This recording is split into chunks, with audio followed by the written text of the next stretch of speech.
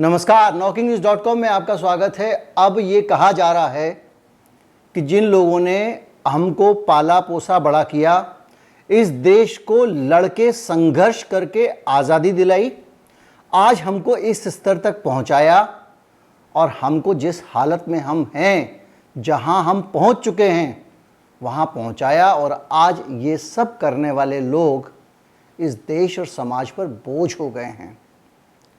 देश का गृह मंत्री कहता है कि अनपढ़ लोग समाज पर बोझ हैं, वो संविधान के अपने अधिकारों को नहीं जानते हैं, उनको पता ही नहीं है दुनिया क्या होती है, सारी दुनिया, क्योंकि वो एंटायर पॉलिटिकल साइंस नहीं पढ़े हुए हैं। मैं कई बार ऐसी टिप्पणियां मुझे करनी नहीं चाहिए, लेकिन गुस्सा आता है तो मैं करता हूं। इस देश का जो अनपढ़ आदमी है, जो कमज़ोर आदमी है, वो इस देश की नींव है, इस देश का बोझ नहीं है। उसके कंधों पे पूरे देश की इमारत खड़ी है और पूरा देश उसके कंधों पे बोझ है। कैसे है ये मैं आपको समझाऊंगा, और किस तरह से ये बात कहने वाले कि इस देश का अनपढ़ आदमी इस देश पर बोझ है, वो खुद बोझ हैं, ये भी मैं आपको बताने की कोशिश करूंगा। और शिक्षा पे बड़ी बड़ी बातें करने वालों का अपना सच क्या है, उन्होंने शिक्षा के लिए क्या किया, और उनका शिक्षा का स्तर उनकी बातों में जो दिखाई देता है वो क्या है। कहीं मत जाइए, चैनल को सब्सक्राइब कर लीजिए, आज बहुत सारी कड़वी बातें होने वाली हैं।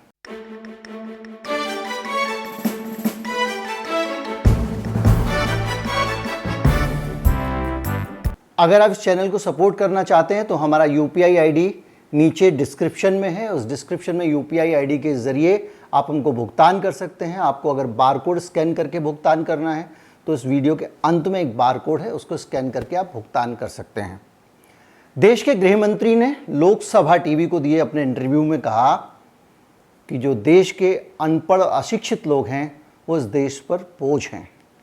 देश में 25 करोड़ से ज़्यादा आबादी उनको बोझ लगने लगी है, और इससे पता चलता है कि भारत में राजनेताओं का कैरेक्टर कितना एलिटिस्ट हो गया है, इनका माइंडसेट, इनकी समझ, इनकी बुद्धि कितनी ज़्यादा अभिजात्यवादी हो गई है। भारत के आम नागरिक इनको अब बोझ लगने लगे हैं। मैं आपको हिटलर के उदाहरण नहीं दूंगा, मैं आपको जर्मनी में भी लेके नहीं जाऊंगा। मैं नहीं बताऊंगा जर्मनी में किस तरह से लोगों को एक एक करके बोझ घोषित कर दिया जाता था। सरकार जिसको पसंद करती थी, सिर्फ वो देश के लिए असेट था, बाकी सब लायबिलिटी थे। आप एक छोटा सा उदाहरण देखें, आपने वो कहानी, प्रेरक कहानी जरूर पढ़ी होगी, कई सालों से सोशल मीडिया पर घूम रही है, जिसमें एक चींटी थी, अपना काम करती थी, उसको खुश करने के लिए और उस चींटी के ऊपर अच्छे से नज़र रखी जा सके, उसकी प्रोडक्टिविटी बढ़ाई जा सके, इसलिए उसके ऊपर एक सुपरवाइज़र रख दिया जाता है। धीरे धीरे करके एक पूरी कंपनी खड़ी हो जाती है जो उस अकेली चींटी की मेहनत पे सर्वाइव करती है, और आखिर में जब वो चींटी मर जाती है तो कंपनी खत्म हो जाती है। आप जितने भी उत्पाद इस्तेमाल कर रहे हैं वो मिट्टी से निकलते हैं, कुदरत से निकलते हैं, ज़मीन से निकलते हैं। किसान ज़मीन से अनाज उगाता है, जिससे आप 50 रुपए का पैकेट खरीदते हैं चिप्स का, जिसमें कुछ टुकड़े निकलते हैं और बाकी हवा होती है। हर चीज़ उसी मिट्टी से निकलती है, उसी मिट्टी में आलू उगता है, उसी आलू को वही फैक्ट्री में एक कर्मचारी चिप्स में बदलता है, और वही कर्मचारी उसको एक पैकेट में पैक करता है, और वही 5 रुपए का नहीं बल्कि 1 रुपए का आलू, 2 रुपए का आलू 50 रुपए का बनता है, सिर्फ उस मजदूर, कामगार और मेहनतकश की मेहनत से। और ज़्यादातर अनपढ़ या कहें निरक्षर उसी वर्ग से आते हैं जो ये मेहनत करके, जिसकी नींव पे ये पूरी दुनिया खड़ी हुई है। बोझ वो लोग होते हैं जो उसकी मेहनत का बीच में फ़ायदा उठाते हैं और मोटे मोटे मुनाफे कमाते हैं। उसकी मेहनत पर वो बोझ हैं। बोझ वो लोग होते हैं जो मेहनत पर बोझ बने हुए लोगों से वेतन लेके और ज़्यादा बोझ कैसे बना जा सकता है, इस तजवीज़ में लगे होते हैं। जो मीडिएटर लोग होते हैं, माफ़ कीजिएगा, हमारे वर्ग में, आपके वर्ग में हम सभी प्रबंधक हैं। हमने भी बहुत लंबे समय तक प्रबंधन ही किया है पत्रकारिता में, जब आप सीनियर चले जाते हैं तो। लेकिन हम सब जो मेहनत कश है, उसकी मेहनत की कमाई को ही खाते हैं। एक पत्रकार, एक पूरा चैनल, पूरा का पूरा चैनल, जो ग्राउंड में रिपोर्टर धूप में खड़ा होता है, पसीने में खड़ा होता है, सर्दी में, बरसात में खड़ा होता है, उसके मेहनत से आई हुई स्टोरी से अपना घर चलाता है और लाला अपनी तिजोरी बढ़ता है। तो जो ज़मीन का सबसे नीचे का आदमी है, सबसे गरीब आदमी है, वो इस देश की शान है, इस देश पर बोझ नहीं है। और भारत में जितने भी निरक्षर हैं वो उसी कैटेगरी में आते हैं, और अगर वो साक्षर नहीं बने हैं तो इसकी जिम्मेदारी भी सरकार की है। ये हुई बात, पहली बात। दूसरी बात ये कि जब आप लोगों को ये कह रहे हैं कि वो बोझ हैं क्योंकि वो संविधान को नहीं समझते, अपने अधिकार नहीं समझते, तो अमित शाह साहब को जानकारी होनी चाहिए कि जो लोग सबसे ज़्यादा अपने अधिकारों के लिए संघर्ष करते हैं, अपने अधिकारों के लिए रैलियां निकालते हैं, अपने अधिकारों के लिए दिल्ली के बॉर्डर पर बैठे हुए हैं, उनमें बड़ी संख्या उन लोगों की जिनको आप बोझ कह रहे हैं, और जिन लोगों के बीच में आप उठते बैठते हैं, जिन लोगों के बीच में आपका आना जाना होता है, जिन लोगों को आप ठेके देते हैं, और जिन लोगों की कंपनियों को बड़े बड़े सरकारी और देश के असेट कौड़ियों के दाम बेच देते हैं, वो लोग इनसे ज़्यादा लोकतंत्र नहीं जानते हैं। वो लोग लोकतंत्र और संविधान का दुरुपयोग जानते हैं, लेकिन इस देश का गरीब, दलित और अनपढ़ आदमी संविधान के लिए मरना जानता है, संविधान से अपनी चीज़ें हासिल करना चाहता है। ये मैं सिर्फ एक इमोशनल स्टेटमेंट नहीं दे रहा हूँ, मैं जानता हूँ और आप भी जानते हैं कि इस देश के गरीब लोग ही थे जो आज़ादी की लड़ाई में लड़ते थे। बाकी राय बहादुर और राय साहब बन के घरों में बैठे हुए थे। 2-4 नेहरू वेरू परिवार जैसे लोग रहे होंगे जो अंग्रेजी पढ़े हुए थे और जिन्होंने काफ़ी हद तक उस पूरे कंसेप्ट को समझा और यहाँ पे लाके सिखाया। लेकिन अनपढ़ लोग अपने संवैधानिक अधिकारों को नहीं समझते हैं, लोकतंत्र को नहीं समझते हैं, बोझ हैं। ये समझना अपने आप में एक बोझ वाली मानसिकता है जो इस देश के ऊपर बहुत बड़ा बोझ है। खुद प्रधानमंत्री मोदी अपने परिवार की बात करें, अपने बड़ों की बात करें, खुद अमित शाह साहब अपने बड़ों को देखें। इस देश को आज यहाँ पर अगर किसी ने लाके खड़ा किया है तो उसी पीढ़ी ने किया है जिसमें 25% भी लोग साक्षर नहीं होते थे, और आप उसे बोझ बता रहे हैं।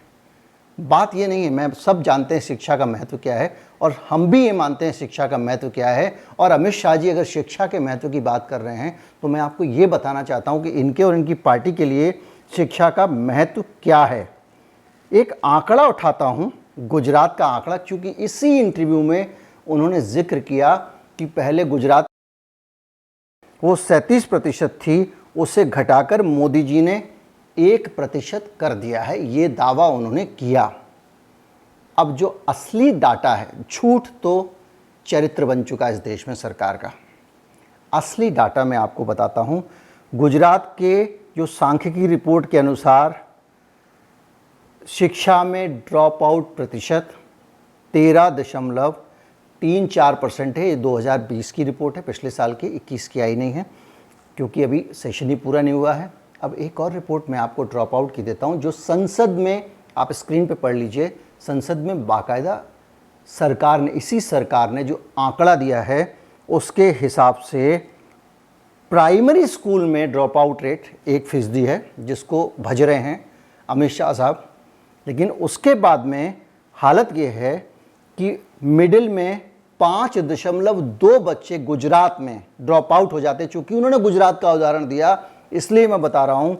और 12वीं करते करते 24% बच्चे गुजरात में 12वीं पास नहीं कर पाते हैं, स्कूल से ड्रॉप आउट हो जाते हैं। ये सच है और इस शिक्षा के प्रति इनका कमिटमेंट है, सरकार का कमिटमेंट है। अगले आंकड़े पे अगर मैं आऊँ तो केंद्रीय मंत्री निर्मला सीतारमण ने 2021 का, चालू साल का जो बजट पेश किया है उसमें 6,000 करोड़ रुपए की कटौती कर दी है शिक्षा के बजट में। इसी सरकार का रिकॉर्ड मैं आपको बता रहा हूं कि इस आम बजट में शिक्षा को 93,000 करोड़ रुपए से ज़्यादा की रकम आवंटित की गई थी, और स्कूली शिक्षा के बजट में करीब 5,000 करोड़ रुपए, उच्च शिक्षा विभाग के बजट में 1,000 करोड़ रुपए, और समग्र शिक्षा अभियान के आवंटन में 7,000 करोड़ रुपए की कटौती की गई है। अब आपको बताता हूँ, थोड़ा पीछे ले जाता हूँ। जब ये सरकार में आए थे इन्होंने बहुत उल्लू बनाया। जितने भाषण दिए, जितने वादे किए, वो सारे के सारे अब सामने खुल रहे हैं। कहते हैं ना कि बाद में सब पता लग जाता है। मोदी जी ने इस देश में अपने आप को सत्ता में बिठाने के लिए जिस झूठ का बहुत ज़्यादा प्रचार किया, उन झूठों के बीच में शिक्षा पर भी एक झूठ था। और उन्होंने कहा था कि चीन अपनी जीडीपी का 20% शिक्षा पर खर्च करता है, लेकिन भारत सरकार खर्च नहीं करती। ये मोदी जी के उद्गार थे, मेरे नहीं थे, जैसे बहुत सारे मामलों में वो करते थे। लेकिन और ये बयान बहुत चर्चित भी हुआ था, ये उनके जो शुरुआत के जो बड़े वाले झूठ थे उनमें से एक था। इंडियन एक्सप्रेस के मुताबिक उसी दौरान यानी 12 और 13 में भारत सरकार अपनी कुल जीडीपी का 3.1% शिक्षा पर खर्च कर रही थी। जब ये कह रहे थे कि चीन 20% करता है, लेकिन भारत में 3.1% था। अब आपको बताता हूँ आगे इन्होंने क्या हल किया है। 2013 में जीडीपी का 3.8 ₹3.80 मान लीजिए, 100 रुपये में से ₹3.80 खर्च कर रही थी। मोदी जी के आने के बाद ये घट गया है। अब मैं आपको बताता हूँ कि आज जो भारत की स्थिति है वो 3% से नीचे कभी नहीं रहा है। मनमोहन सिंह के टाइम में, किसी के भी टाइम में नहीं रहा। अब 3% से भी नीचे आ चुका है शिक्षा पे खर्च। 3% मतलब रुपए में 3 रुपये भी शिक्षा पे खर्च नहीं हो रहे हैं। उस सरकार में जो लोग कह रहे हैं कि अशिक्षित लोग समाज पे बोझ हैं, इसका मतलब पूरे देश को आप बोझी बनाना चाहते हैं। अब मैं आगे आपको लेके चलूँ तो अमेरिका में जो जीडीपी की 5.8% पैसा शिक्षा पे खर्च होता है, ₹5.80। अब आप कहेंगे तब तो बहुत अंतर नहीं है, हम लोग गरीब देश हैं, अमीर देश हैं, तो उनका ₹5.80 खर्च होता है तो हमारा ₹3 खर्च होता है, तो ठीक मान लेना चाहिए, ऐसे ही लगेगा ना मन में। लेकिन कभी आपने सोचा कि अमेरिका का जीडीपी हमसे कितना गुना है? और ये भी सोचिए कि उनकी आबादी कितनी कम है। तो एक आदमी पे जो पैसा खर्च होता है एक बच्चे पे, वो हमसे कम से कम 100 गुना हो गया। ये जो 5.8% का आंकड़ा है, इसका मतलब ये है। अब इन सब चीज़ों को अगर देखें तो 22 सालों में पिछले सबसे कम भी अगर खर्च किया था अमेरिका ने तो 4% किया था उनकी जीडीपी का। हमसे शायद 20 गुनी उनकी जीडीपी है। वर्ल्ड बैंक के मुताबिक किस देश ने अपनी जीडीपी का कितना खर्चा शिक्षा पे किया, ये भी ज्ञान मैं आपको देना चाहता हूं, क्योंकि हम 3% से कम हैं। उस देश का नंबर, उस देश की बात हो रही है जिसका नंबर 2 अशिक्षित लोगों को देश पर बोझ बताता है। और उस देश की शिक्षा की हालत ये है कि अफगानिस्तान, आपकी हालत छोड़ दीजिए, वो भी अपनी जीडीपी का 4.1% शिक्षा पे खर्च करता था। अर्जेंटीना 5.5% खर्च करता था। ऑस्ट्रेलिया 5.3% खर्च करता था। बोलिविया 7.3%, ब्राज़ील 6.2%, क्यूबा जिसको पूरी दुनिया ने सैंक्शन लगा के तरह तरह से मार रखा है, वो देश भी अपनी जीडीपी का 12.8%। शर्म आनी चाहिए, हम 3% से कम हैं। शिक्षा का महत्व बताते हैं। 12.8% खर्च करता है डेनमार्क। और ये आंकड़े किसके हैं? ये वर्ल्ड बैंक के आंकड़े, किसी और के नहीं। कोई ने अपने घर से आंकड़े कोई बना के भेज दे, वो नहीं है। वर्ल्ड बैंक इंडिपेंडेंट स्टडीज़ कराता है अपनी। फिनलैंड 6.9, आइसलैंड 7.5, इजराइल 5.8%, केन्या 5.2% और नेपाल 5.2%। यानी नेपाल, केन्या वेन्या जैसे अफ्रीकी देश, छोटे मोटे देश है ना, वो भी आपसे अमित शाह साहब कई गुना ज़्यादा पैसा अपने बच्चों की शिक्षा पे खर्च कहते हैं, और उनको बोझ नहीं बोलते हैं। भारत पे बोझ हैं, समाज पे बोझ हैं। ये सोच बोझ है जो लगातार शिक्षा को खोखला कर रही है, शिक्षा को बर्बाद कर रही है और शिक्षा के नाम पे भाषण दे रही है। एक साल में इतना सारा कटौती 2020 में आपने बजट में कर दी, किस मुंह से आप कह पा रहे हैं? कुछ भी बोल सकते हैं आप, क्योंकि सामने बैठे जो पत्रकार होते हैं वो क्रॉस क्वेश्चनिंग कर नहीं सकते हैं, और क्रॉस क्वेश्चनिंग करेंगे तो ज़िंदगी में कभी दोबारा इंटरव्यू मिलेगा नहीं। निजी स्कूलों को इस सरकार की नई शिक्षा नीति में प्राइवेट स्कूलों को, लोग कहते हैं प्राइवेट स्कूल पे वीडियो बनाइए, अपनी फ़ीस तय करने की छूट दे दी जाएगी। आप जितनी चाहें उतनी फ़ीस तय कर लें। उनका अलग से बोर्ड होगा प्राइवेट वालों का। प्राइवेट वालों का जो बोर्ड होगा वो अलग होगा, प्राइवेट का बोर्ड अलग होगा। प्राइवेट की फ़ीस जो है वो अपने आप से तय कर सकेंगे।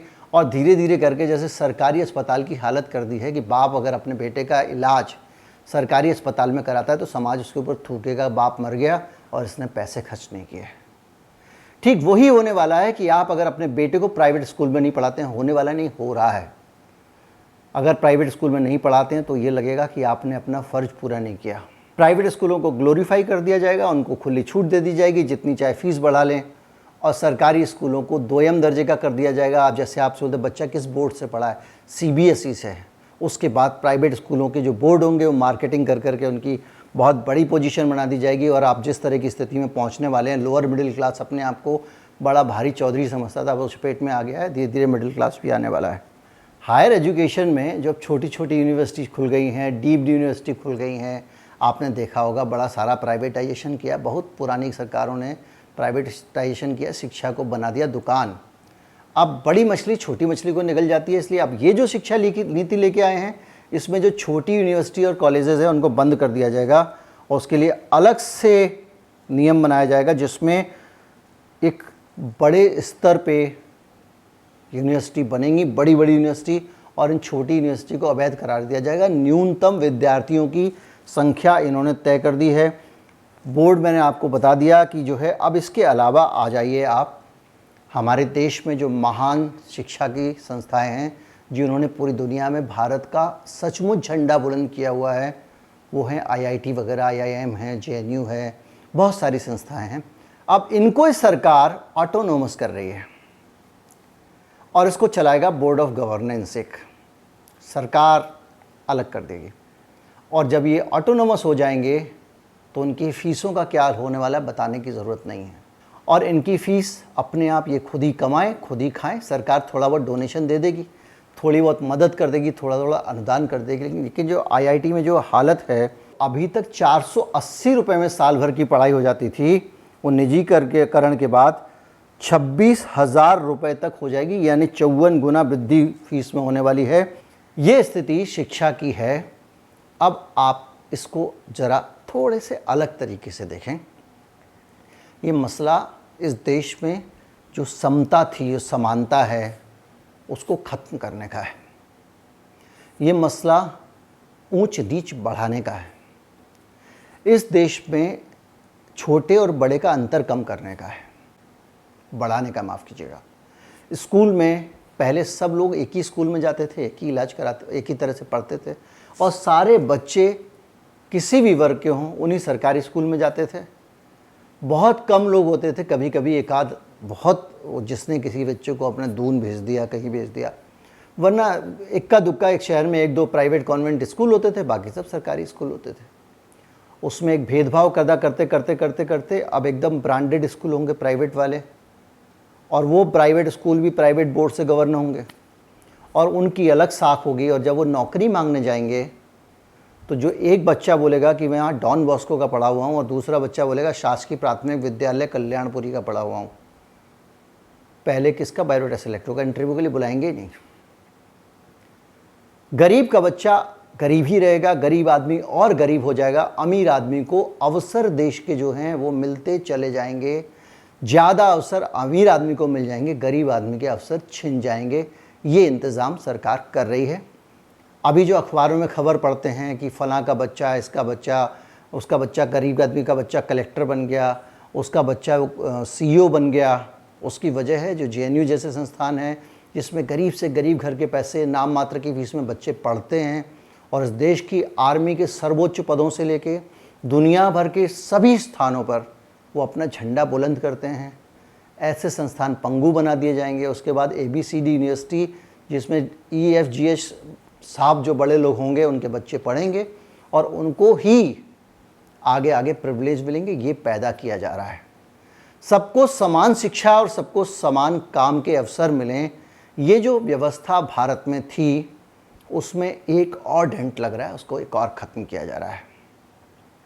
और जो आज कह रहा है कि पढ़े लिखे लोग बोझ होते हैं, अनपढ़ लोग बोझ होते हैं, गरीब लोग बोझ होते हैं, वो आदमी जब ये यूनिवर्सिटीज़ बन जाएंगी तो यही कहेगा गवर्नमेंट स्कूल वाले। तो वो बीच में एक बहुत आपत्तिजनक बयान आया था पिछले दिनों गवर्नमेंट स्कूल के बच्चों के लिए, मैं उसको दोहराना नहीं चाहता हूँ। ये हालात हैं इस मुल्क के, ये नकचढ़ापन है हमारे देश के एलीट क्लास का जो गवर्न करता है।